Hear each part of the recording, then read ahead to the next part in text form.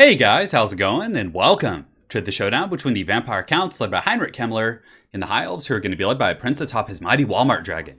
So without further ado, let's jump right into this match and have some fun.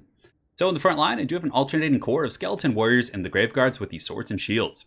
So kind of the decision between going with the sword and shield versus the great weapon is simply, do you expect your front line to do most of the heavy lifting? If not, you want to play a bit more defensive in the front line, I definitely think the sword and shield variant is going to be a little bit better. And in this case, you can see I do have Vargol, so I have the great black coach kind of lurking. I think, yeah, he's over here. So you can see the black coach, which I actually think is really good against the High Elves. So I'm not really expecting the front line to do most of the damage. They're just going to be holding while the double Vargolfs and the black coach and the Blood Knights and, even KRELL do most of the heavy damage. So we'll see how the front line does. On top of that, we do have the double Vargolf. So I've been experimenting with these guys quite a bit in almost every matchup. And the High Elf matchup is a little bit risky because the Fireborn number 1 can do a ton of damage against these guys. They are weak to fire as they do regenerate, and they are large and lightly armored. So if my opponent is able to get his Fireborn over here in the forest on top of these Vargolfs, it could be an absolute disaster.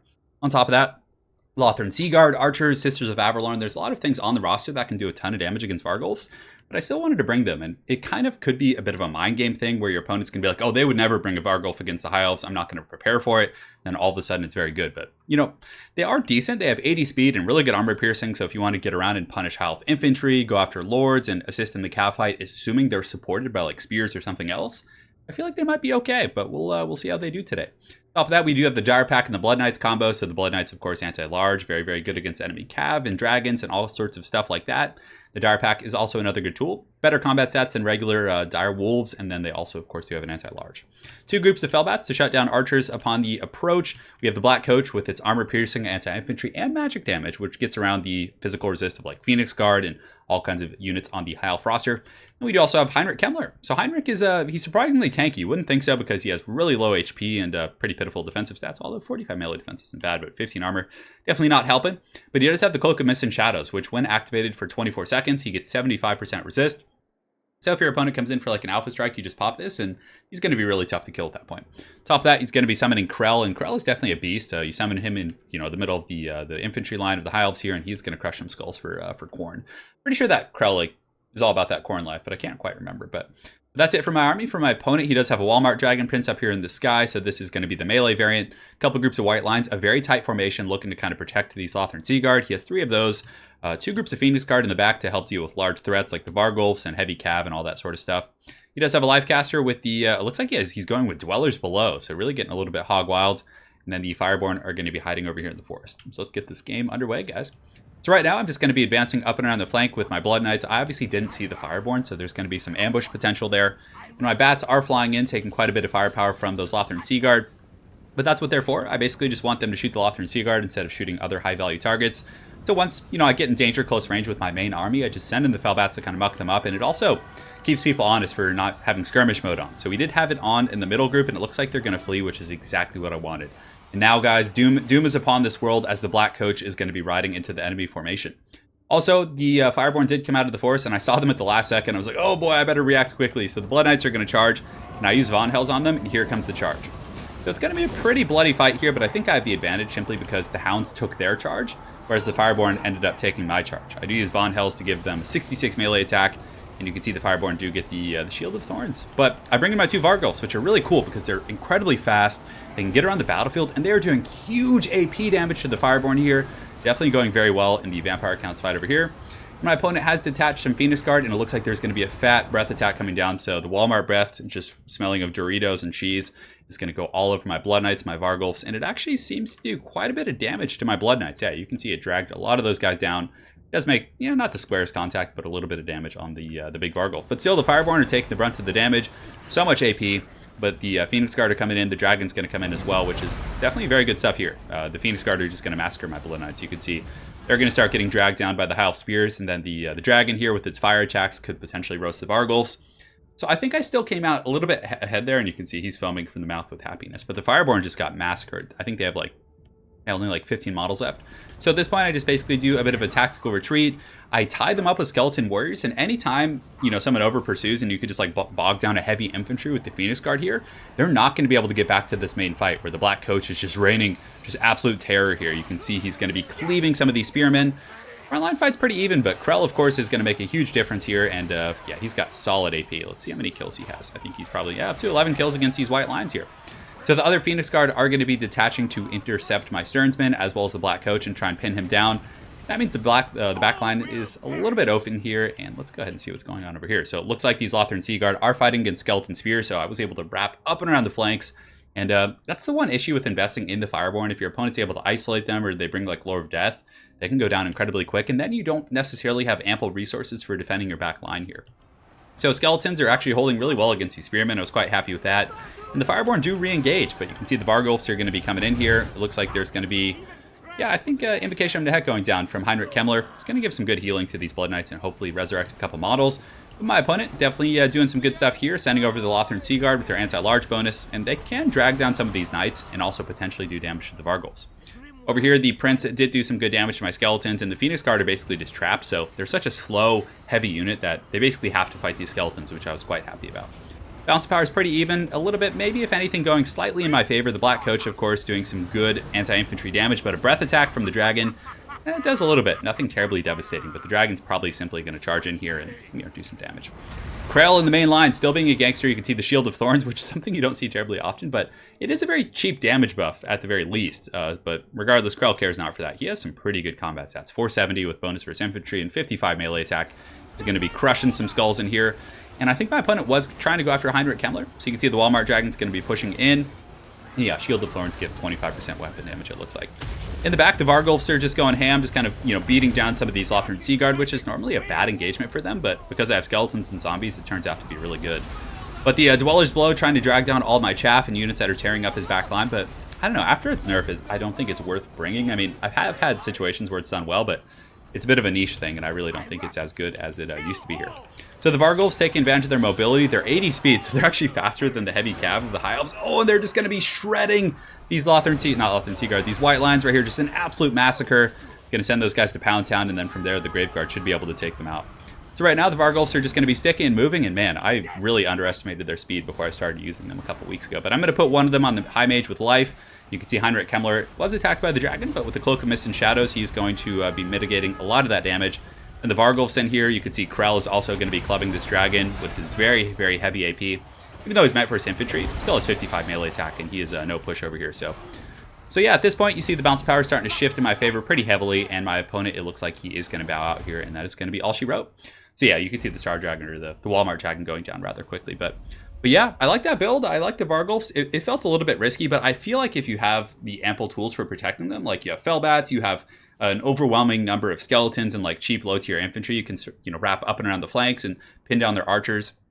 Because typically, if high elf armies do go with very expensive archers, like for example, the Sisters of Avalorn, you can summon zombies and stuff like that on top of them and pin them down, or use Fellbats to kind of pin them down for a while. And hopefully, during the time they're pinned down from your summons and other harassing units, those Vargulfs can do substantial damage. And I did like them, but I feel like if he had gone with a more traditional, just like Spearmen in the front line, like Sisters of Avalorn with spears in the back line, just very wide punishing army, like it could have been a little bit tough to get in there because the Sisters of Avalorn do kill the zombie summons very quickly. So I would definitely probably recommend that. So this game was a little bit quick, guys. So we're going to go ahead and jump over to a second game that was also pretty fun. So let me go ahead here and we will see you in just a second. All right, guys, and now we are back with the second game, and it is the moment you have all been waiting for. It is the Cirtha SETTRA, or SETTRA Ek, or whatever you guys want to call it. We are going with a very heavy Tomb King's Chariot build. So we have two groups. So on the far side, we're going to be using the Skeleton Archer Chariots, which I actually prefer to the melee variant, simply because I think their stats are like completely identical. They cost a little bit more, but you also get archers, which is going to be pretty good against a Norscan infantry line who doesn't have the most armor. You can see there's some Marauders with great weapons here, all of whom have 15 armor. So these chariots are just chomping at the bits to get in there. So we have three groups of chariots here, and they come with a ton of models. Looks like 9 models apiece. And over here, we do have Cirtha. I was going to call him Cirtha Ek, but SETTRA Ek, as we'll call him this game. He's going to be on his Chariot of the Gods, and he also has a couple of groups of chariots with him. So we have some very heavy shock damage coming in, but my opponent does have some high mass units that can potentially shut me down. But to deal with the high mass units, we do have two groups of Ushapti Grapos here. We also have a Bone Giant in the back that are all going to be protected by Skeleton Spear. So this is going to be a wild one, games. Let's see if SETTRA Ek can do it, and yeah, it's going to be good. For my opponent, Frontline and Marauder champions with Great Opens. So perhaps he was thinking that, the Great Opens would help against constructs. He's like, maybe thinking, hey, if he has like Tomb Scorpions or Cambrian War Sphinxes, at least my low-tier infantry can damage them with some AP. Personally, I think against Tomb Kings, you just need to bring Marauders with the Marauder champions with Great Opens, but Without great ones, excuse me, the Marauder champions with the swords and shields. But we'll see how these guys do. He does have some armored skin wolves here, which are basically like a hard counter to chariot, so I need to be careful. He has 2 frostworms. Now, these guys could potentially be devastating because they have the frostbite. They can get on top of the skeleton archer chariots, frostbite them, and just kill them. He's got Throg, which is also a very good choice in this matchup, and a Shadowcaster here, and another group of armored skin wolves. So, yeah, without further ado, let's see how SETTRA Ek does. So the Bone Giant shooting in there at some of those skin wolves, and here comes the first of the charges. So SETTRA Ek coming in hard, and timing the Wrath of Petra, but it was a little bit off. But the chariots come in and definitely do some heavy damage. On the far side, the same thing happens, and you could just see the Norskins get flattened on this side by the chariots. And if you look at their HP, they're pretty much dead and wavering at this point. And same thing with other groups. SETTRA Ek was able to do a ton of damage. They're just kind of pulling through and trying to swarm. I also do use the Usirian's Incantation of Vengeance right here to slow these guys down and just kind of do some extra damage. But the Frost Dragon definitely getting in there doing some work, and you can see a couple of my chariots are being dragged down by the Skin Wolves, and that one just pimp slaps that chariot so hard, takes that guy down. But in the meantime, I have really good Overwatch fire. So the Ushopti are shooting back here and laying into some of these armored Skin Wolves and some of these Frostworms and different targets like that. So, but just kind of roaming through the front line, just bouncing back and forth, just getting my chariots and just running these guys over. And SETTRA, of course, doing quite a bit of damage. I would assume he already has like 20 or 30 kills. Yeah, look at him just cleaving those guys. But my opponent is following me with the dragons, so the dragons are coming after SETTRA, trying to get the frostbite and slow him down. He does get slowed, but as the dragon gets really close here, I move up my spears, and I'm going to switch my entire firing battery, I guess we could call it, to take out this frostworm. So you can see the frostworm goes back up in the sky. The Bone Giant in the back is going to be drawing another arrow from his imaginary quiver and taking a massive shot, doing a ton of damage to that frostworm. Definitely some solid stuff there. Now that I've kind of created some separation with Throg, we're going to go back and just clean up the rest of these infantry. So these poor Marauders are in the wrong neighborhood, and SETTRA Ek is going to be coming in just hard in the paint here. And you can see this guy with his mohawk getting tossed into another dimension, and yeah, that's pretty much it for now. The bounce bar is pretty even. If anything, it's a little bit in my opponent's favor as his monsters are doing quite a bit of damage. But now this is a good situation. We have the Frostworm pinned. Ushopti with great bows as well as the Bone Giant are going to be shooting in, and we actually break it really quick. You can also see that some of the Skin Wolves are like trying to shut down my bows back here, so they push in. But man, that Bone Giant with its anti-large bow just wrecking that Frostworm, which is so solid. And in the meantime, SETTRA Ek is going to be leading his charge and just basically making sure none of these infantry can come back. So here he comes on the Chariot of the Gods, and let's see if he does some good damage here. Looks like he gets in there. A little bit risky though, because of the Skin Wolves, but still, let's see his kill. So he's got 46 kills right now. We got 19 here, we got 20 here, we got 19, so definitely doing some good work. And every time the Marauders come back from rallying, I'm just like, send the chariots, unleash the hounds. Although, I mean, not hounds. I don't even unleash the whatever, the skeletons. But they get in there, do some good damage to the Marauder champions. Their bows providing some light overwatch against the Skin Wolves and some of these other targets. And the Frostworm's actually having a little bit of trouble keeping up, surprisingly, despite its 90 speed. We do have Throg kind of pinned down here, and the Bone Giant narrowly missing, but he's done a ton of damage to Throg. Just, you know, perpetually shooting at him with the great bows, and looks like these Skin Wolves here are getting dragged down by the spears as well. So most of the infantry, the Marauders are struggling pretty heavily against the chariot play, the Melkos Mystifying Miasma, going down to kind of, you know, peel some of those guys off, and there is another Frostworm coming in. Looks like he's getting a breath attack here, which does melt one of my chariots and do some okay damage against SETTRA. But for the most part, SETTRA Ek is kind of having a field day here. You can see the Bone Giant pulling his arrow there, and it looks like he does. Did that hit Throg? Doesn't look like a hit Throg. Looks like he's just regenerating. But the Skin Wolves, they actually get rear charged by the chariots, and the bows actually do okay damage against Skin Wolves, even with the 70 armor, because 70 isn't that much. But now you can see the arrows shooting up at the Frostworm here. We will, in a moment, be switching all of our Ushopti Great Bows, as well as our Bone Giant, to take out this big boy up in the sky. And here comes the Arrow of the Gods. It's so fun watching that. Oh, look at that slow-mo here. So here it comes. Let's see if it's going to hit this Frostworm. It'd be really cool if it actually took it out, but it has too much HP, unfortunately. And it looks like it is. I mean, that looked like it hit it, right? But maybe it was a bit of a matrix from that dragon. But you can see at this point, the dragon is wavering, and he's going to be, you know, continuing to take this Ushopti fire as he comes in here. So he's going to land, attack the Ushopti Great Bows. Definitely a good use of the dragon. It's going to hit really hard against their armor, but he's such a big target that even when he's attacking these Ushopti, the other bows as well as the Bone Giant should be able to pop him. And yeah, you can see he's going to rout there.